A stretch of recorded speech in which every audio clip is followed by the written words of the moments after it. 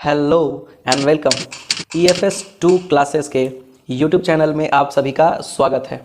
तो आज मैं आप लोगों के लिए लेकर के आया हूं बहुत ही हॉट टॉपिक जो कि पूरे कंट्री में अभी इस पे चर्चा हो रही है और उस टॉपिक का थंबनेल आपने देख चुका है। CAA के बारे में हम लोग पूरी जानकारी लेकर के आए हैं आपके लिए, तो वीडियो में अंत तक बने रहिए।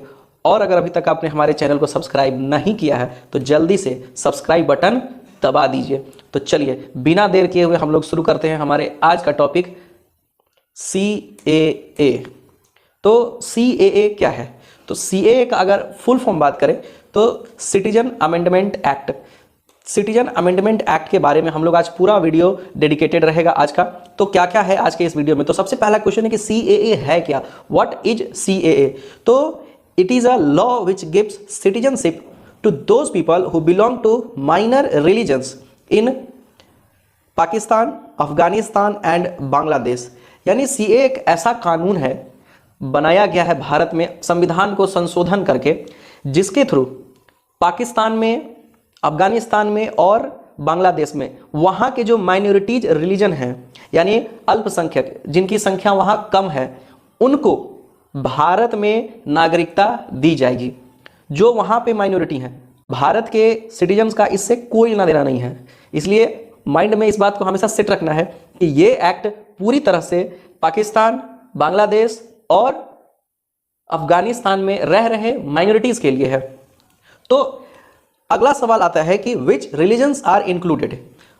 पाकिस्तान हो, अफगानिस्तान हो या फिर बांग्लादेश हो, तो इसमें माइनॉरिटीज रिलीजन कौन कौन से हैं?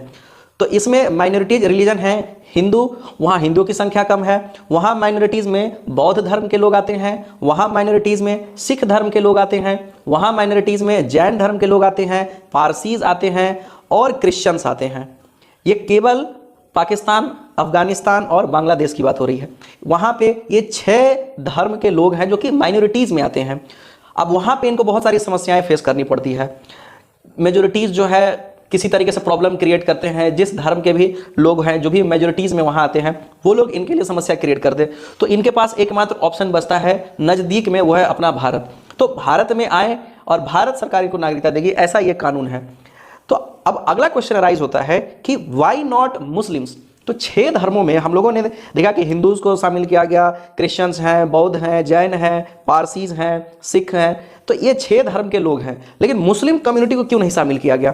तो बहुत सिंपल सा जवाब है कि मुस्लिम सिटीजन्स को इसलिए नहीं शामिल किया गया है क्योंकि वो वहाँ पे मेजोरिटी हैं, उनकी संख्या वहाँ बहुत ज़्यादा है। तो उनके साथ वहाँ समस्या नहीं है। पाकिस्तान में उनके साथ कोई समस्या, क्योंकि वो खुद मेजोरिटी हैं।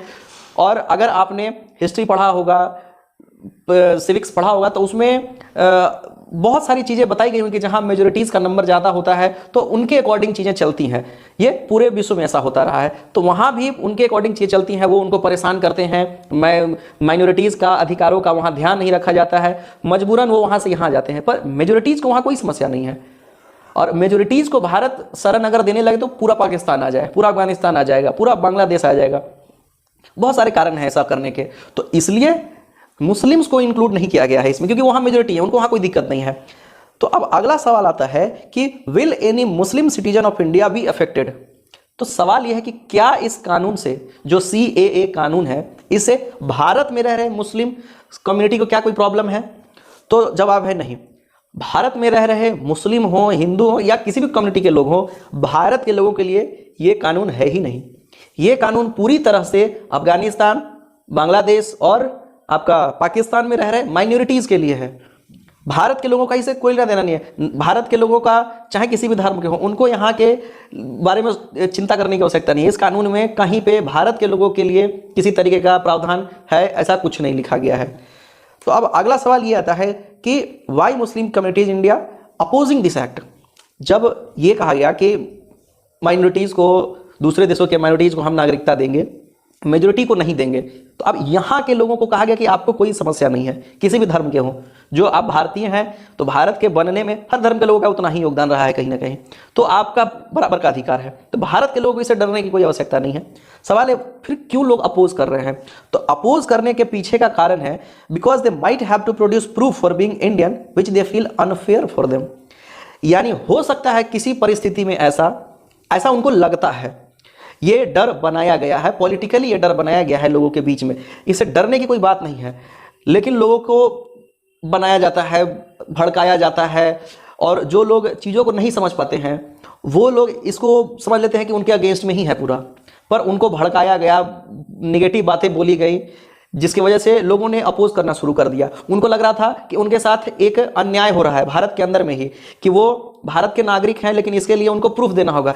तो प्रूफ उनको नहीं देना जो यहाँ रह रहे हैं, बल्कि प्रूफ उनको देना है जो कि बाहर से यहाँ आए हैं। भारत में रह रहे लोगों को कोई प्रूफ नहीं देना है, चाहे किसी भी धर्म के हों। But not a single Indian citizenship will be harmed. Bharat के किसी भी नागरिक को इस एक्ट से, इस कानून से कोई खतरा नहीं है, उनके नागरिकता पे कोई आंच नहीं आने वाली है। ये पूरी तरीके से उसमें मेंशन किया गया है। बार बार भारत के प्रधानमंत्री, गृह मंत्री ने इस चीज को रिपीट कर करके कही है कि ये कानून नागरिकता देने वाला है, छीनने वाला नहीं है। किसी की नागरिकता जाएगी नहीं, इससे नागरिकता मिलेगी। तो अब अगला सवाल है कि वाई CAA, कि जब इतने लोग मना कर रहे हैं तो आखिर इसकी आवश्यकता क्या थी? तो देखिए, आवश्यकता ये है कि जो भी दूसरे देशों से शरणार्थी हमारे देश में आते हैं, माइनॉरिटीज़ में, उनका कोई पहचान नहीं है। अब आप सोचिए कि अगर जितने भी आप लोग देख रहे हैं, आप किसी भी कंट्री में जाएंगे, मान लीजिए आप अमेरिका चले जाइए, आप इंग्लैंड चले जाइए, जर्मनी, फ्रांस, वेरेवर आप कहीं भी जाते हैं, तो आपको आपके ना तो आपके नाम से जानेगा, ना आपके फादर के नाम से जानेगा, ना आपके स्टेट, मोहल्ला, आपकी गाड़ी, किसी से नहीं जानेगा। वो आपको देखते के साथ क्या कहेगा? ही इज़ इंडियन, वो भारत से आया है, यानी भारत आपकी पहचान है। अब सोचिए कि जिसके पास ये पहचान ना हो, उसके लिए ये कितने, मतलब उस कितनी बुरी बात है उसके लिए।